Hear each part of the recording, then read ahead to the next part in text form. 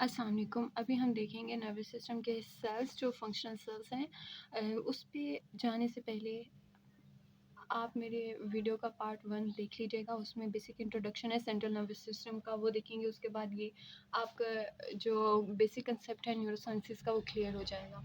सो बेशक आप अभी देख लीजिएगा या इस वीडियो के ख़त्म होने के बाद देखिए। सो नर्वस सिस्टम में हमारे पास actually 2 types of cells present होते हैं। One are the neurons that are the functional cells of nervous system, और ये generation and conduction of action potentials में इन्वॉल्व होते हैं। ठीक है, generation and conduction of action potentials. और other type of cells are the neuroglial cells या neuroglia में इन्हें कहते हैं। These are actually the supporting cells जो कि न्यूट्रिशन प्रोवाइड कर रहे होते हैं टू द न्यूरॉन्स। अब उसी हम फ्लो चार्ट को लेके चलें तो नर्वस सिस्टम आगे हमारे पास नर्वस सिस्टम की 2 डिवीजन्स होती हैं, central nervous system and peripheral nervous system.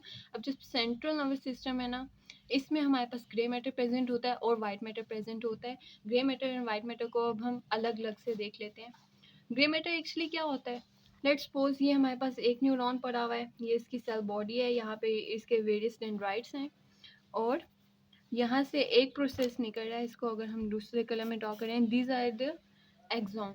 फिर उसी तरह हमारे पास एक और यहाँ पे न्यूरॉन पड़ा हुआ है, ये सेल बॉडी है, ये उसके डेंड्राइट्स, और ये एक्सॉन है। अब यहाँ पे अगर वेरियस न्यूरॉन की सेल बॉडीज किसी भी जगह पे जब इकट्ठी हो जाती है ना सेंट्रल नर्वस सिस्टम में, ये सेल बॉडीज ढेर सारी जब किसी जगह पे इकट्ठी पड़ी होती हैं, तो हम कहते हैं that is the grey matter.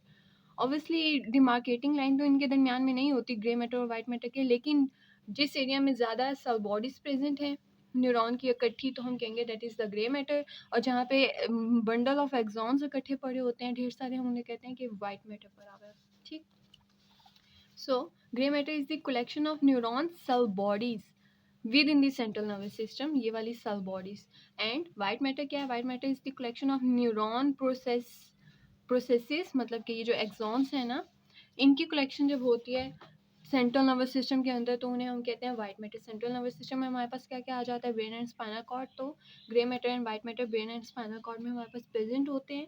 अब यहाँ पे ग्रे मैटर आ गया, इसकी हम फर्दर डिवीजन देख लेते हैं। ग्रे मैटर को हम डिवाइड करते हैं, कॉर्टेक्स भी कहते हैं, किसी एरिया में हम कहेंगे ग्रे मैटर को कॉर्टेक्स, किसी एरिया में हम कहेंगे न्यूक्लियस। और एक थर्ड होता है गैंग्लिया भी। गैंग्लिया तो सिस्टम ही अलग है, वो पेरिफेरल नर्वस सिस्टम में होता है। वही कलेक्शन ऑफ सेल बॉडीज, ये कलेक्शन ऑफ सेल बॉडीज अगर सेंट्रल नर्वस सिस्टम में प्रेजेंट है तो दीज कंस्टिट्यूट द न्यूक्लियस और कॉर्टेक्स। वो मैं आपको इनका डिफरेंस बाद में बताती हूँ, लेकिन ये सेल बॉडीज अगर पेरिफेरल नर्वस सिस्टम में प्रेजेंट हो तो इन्हें हम फिर न्यूक्लियस या कॉर्टेक्स नहीं कहते, इनफैक्ट गैंग्लिया कहते हैं। ओके। सो अब हम देख लेते हैं कॉर्टेक्स और न्यूक्लियस क्या होता है। पिछली वीडियो में मैंने एक डायग्राम शो की थी, लेकिन मैंने ये चीज़ नहीं बताई थी क्या होता है। कौन से लाइक बच्चे हैं, किसी ने पूछा ही नहीं कि ये क्या है। सो ये हमारे पास ब्रेन पड़ा हुआ है, ठीक है। ब्रेन के हेमिस्फीयर्स हैं 2, और इनके दरमियान इनके आउटर सरफेस पे ये हमारे पास ब्लैक कलर में जो डिनोटेड है, ये क्या है? This is actually the grey matter. Grey matter क्या होता है? This is the collection of neuron cell bodies, ठीक है। ढेर सारी सेल बॉडीज प्रेजेंट होती हैं on the outer surface of cortex, जो कि हमारे पास सेरेब्रल कॉर्टेक्स में आती हैं, ठीक है।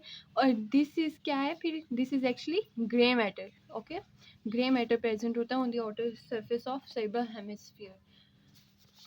उसी तरह अब ये तो हमने देख लिया, ये कॉर्टेक्स हो गया, ठीक है। आउटर सरफेस पे जो ऐसे प्रेजेंट होगा ना, यहाँ ये outer surface of cerebral hemispheres पे प्रेजेंट है, this is the grey matter. And surface पे प्रेजेंट है तो इसे हम कहेंगे कॉर्टेक्स। लेकिन यही जो हमारे पास ग्रे मैटर है, अगर डीप एरियाज में प्रेजेंट हो, लेट्स सपोज यहाँ पे न्यूरॉन सेल बॉडीज पड़ी हुई है इकट्ठी, लेकिन ये सरफेस पे प्रेजेंट नहीं है, डीप प्रेजेंट है। एंड मोर ओवर क्या होता है? They are surrounded by a layer of white matter. इनके अराउंड ना इस तरह से वाइट मैटर पड़ा है। तो सेल बॉडीज ऑफ न्यूरॉन, मतलब कि grey matter surrounded by white matter constitute the nucleus, ठीक है। ये न्यूक्लियस हो गया। अब ये हमने देखी ग्रे मैटर की टाइप्स। नौ वाइट मैटर। वाइट मैटर में भी हमारे पास 3 तरह के स्ट्रक्चर्स आ जाते हैं। क्या? Tracts, commissures and association fibres. पहले तो मैंने बता दिया कि white matters are actually the collection of axons in the central nervous system. अब इनकी 3 टाइप्स देख लेते हैं। सबसे पहले ट्रैक्स आ जाते हैं। ट्रैक्स क्या होते हैं? ये इस डायग्राम में अगर हम देखें, ये डायग्राम अगर आपको समझ आ रही है, और मैंने पिछली वीडियो में बताया था, this is fore brain, mid brain, hind brain और स्पाइनल कॉर्ड पड़ी हुई है। अब वो वाइट मैटर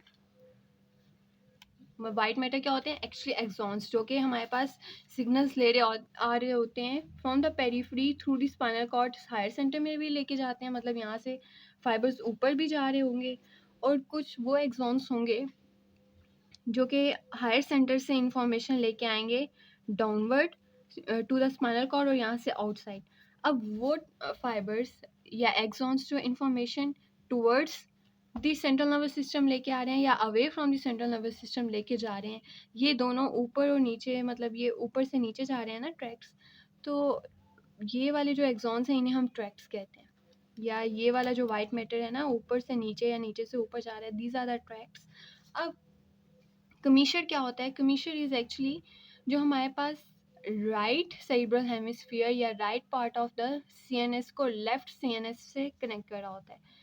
ये अगर let's suppose this is the one half, ठीक है, इसी तरह जो हमारे पास एक और यहाँ पे इसके अबव पड़ा होगा राइट सेरिब्रल हेमिस्फीयर, तो ये दोनों को आपस में कनेक्ट कर रहा होता है। This is right cerebral hemisphere, this is left cerebral hemisphere, और ये दरमियान में मार्कर अगर ये हम देखें कि अगर वाइट मैटर है तो इस तरह के वेरियस प्रोसेसेस निकट होते हैं जो इन दोनों को आपस में कनेक्ट कर रहे होंगे, तो इन्हें हम क्या कहेंगे? This are कमीशर्स। एंड सबसे बड़ा कमीशर कौन सा है हमारे पास? कॉर्पस कैलोसम, ठीक है। लास्ट में हमने देखना है एसोसिएशन फाइबर्स। एसोसिएशन फाइबर्स क्या होते हैं? ठीक है, मैंने बता दिया कि right and left cerebral hemisphere आपस में इंटरकनेक्टेड होते हैं थ्रू कमीशर्स, लेकिन अब ये नहीं है कि सिर्फ right and left cerebral hemispheres आपस में कम्युनिकेट कर रहे हैं। हमारे पास जो फ्रंट ऑफ द ब्रेन है वो बैक ऑफ द ब्रेन से और ब्रेन लोब्स आपस में इंटरकनेक्टेड होती हैं, ठीक है। फ्रंट एंड बैक लोब्स आपस में इंटरकनेक्टेड होती हैं, और एंटीरियर टू पोस्टीरियर जो हमारे पास फाइबर्स जा रहे होते हैं, जो इनके लोब्स को आपस में कनेक्ट कर रहे होते हैं, तो वो क्या होते हैं? These are actually the association fibres. Last में हमारे पास एक छोटा सा पॉइंट हम देख लेते हैं, नर्व और ट्रैक्स में डिफरेंस क्या है। नर्व क्या होता है? Actually this is the collection of neurons, और न्यूरॉन्स के जो प्रोसेसेस होते हैं ना, मतलब ये एक्सॉन्स, ये सारे मिल के पेरिफेरल नर्वस सिस्टम में हमारे पास नर्व बनाते हैं। बल्कि अगर यही कलेक्शन ऑफ एक्सॉन्स हमारे पास सेंट्रल नर्वस सिस्टम में प्रेजेंट है तो हम इन्हें ट्रैक्ट्स कहते हैं। Okay, so collection of axons in peripheral nervous system nerves हो गई, collection of axons in central nervous system हमारे पास ट्रैक्ट्स हो गए। एक और इनका इंपॉर्टेंट पॉइंट ये है कि पेरिफेरल नर्वस सिस्टम में ये नर्व्स जो है ना, these are insulated by Schwann cells. ये बहुत इंपॉर्टेंट एमसीक्यू है। और जो हमारे पास ट्रैक्ट्स, मतलब कि जो सेंट्रल नर्वस सिस्टम में प्रेजेंट होते हैं, इनके जो एक्सॉन्स हैं ना, ये इनकी माइलिनेशन किससे होती है? ओलिगोडेंड्रोग्लिया, ठीक है, ये इनकी माइलिनेशन करवा रहा होता है। उसके बाद लास्ट पॉइंट एक बिल्कुल लास्ट पॉइंट है एक्चुअली, इसको आप देख लीजिएगा, बहुत ईजी है। रेटिकुलर फॉर्मेशन का नाम आपने अभी सुन लिया होगा या आप सुनेंगे, वो एक्चुअली क्या है उसे हम देख लेते हैं। ये हमारे पास सेरिब्रल हेमिस्फीयर प्रेजेंट है, मिड ब्रेन, पोन्स, मेडुला, और ये स्पाइनल कॉर्ड कंटिन्यू हो रही है। अब आपने गौर किया होगा स्पाइनल कॉर्ड में ये दरमियान वाला जो मैटर एच शेप या बटरफ्लाई शेप्ड होता है, इसे हम कहते हैं ग्रे मैटर। और मैंने आपको बताया कि ये जो सेरिब्रल कॉर्टेक्स होता है, इसकी सरफेस पे ये जो हमारे पास ग्रे मैटर की लेयर पड़ी हुई है, इसे हम कॉर्टेक्स कहते हैं। ये एक्चुअली ये ग्रे मैटर है। तो हम क्या देख रहे हैं?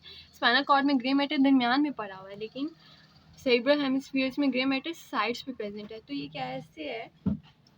अब देखें, वेरियस हमारे पास जो सिग्नल्स आ रहे होते हैं ना from the periphery, let's suppose यहाँ पे फाइबर्स आ रहे हैं, सेंसेशंस आ रही हैं, ये फाइबर्स या तो यहाँ से ऊपर जाते हैं, ये इस लेवल पे भी डेक्सेट कर सकते हैं, मतलब कि ऑपोजिट साइड पे चले जाते हैं। ये यहाँ पे जाएगा, यहाँ से फिर फर्दर कंटिन्यू करेगा अपवर्ड, या ये यहाँ से जा सकते हैं, सिग्नल्स यहाँ तक गए हैं, यहाँ से ये क्रॉस किए हैं, ऑपोजिट साइड पे गए और यहाँ से ऊपर जा रहे हैं।